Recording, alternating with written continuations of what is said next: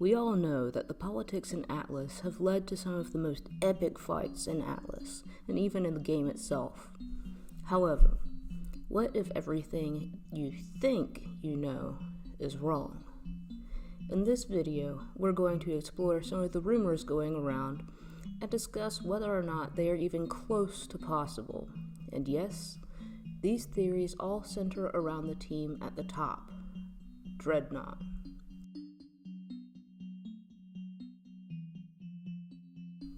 Dread has been the number one team in the game for years. By creating this dynasty in-game, they've also made some enemies along the way. It's easiest to see these in Atlas, where alliances are pitted against each other. However, it has seemed that time and time again, Dread has had the one-up on all of their enemies, seemingly knowing what is going to happen before it even does. How are they able to do this?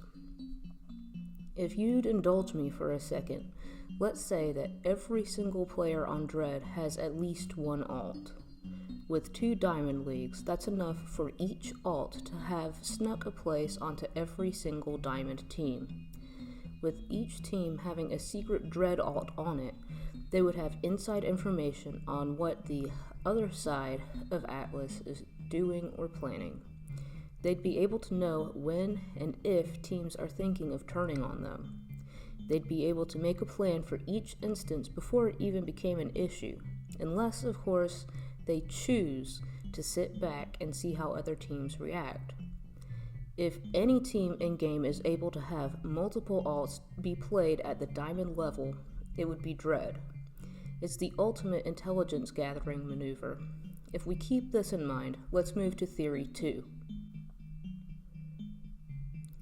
If we accept the very likely fact that Dread has secret alts in most, if not all, of the Diamond teams, let's take it a step further.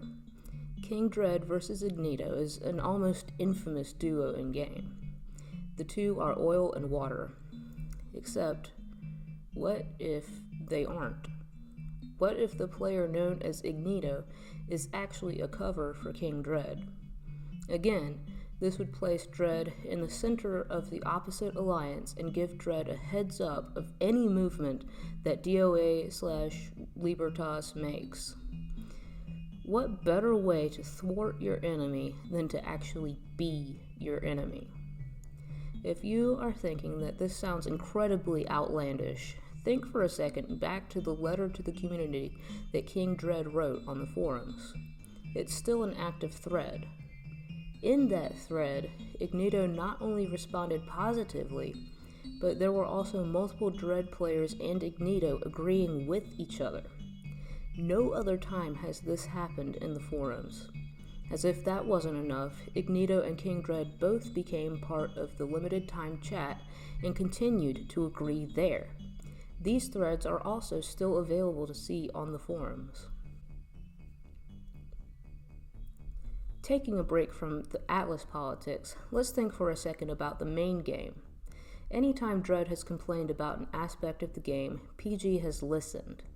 Dreadnought didn't like the feeding event, and PG took the feeding event away. Dreadnought didn't want Kingdom Wars for the last PvP event. Lo and behold, we got the fight pits instead. You can see in the forums in several places that the rest of the player base has asked for changes but been shut down. PG seemingly only listens to Dread. What does this tell us?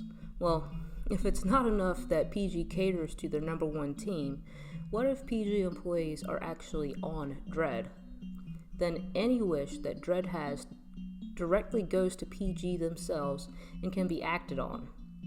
There has recently been a push for more Dread supporters to get placement in the Creators faction and Gameplay faction, which has always been a bit pro-Dread heavy to begin with. Think for a second. Has any game change been actually made and followed through that Dread didn't agree with?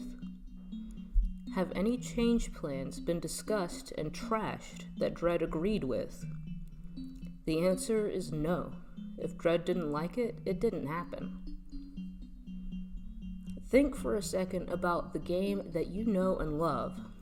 Dread has had a hand in every aspect of it, from the politics to their own enemies, and even to the game company itself.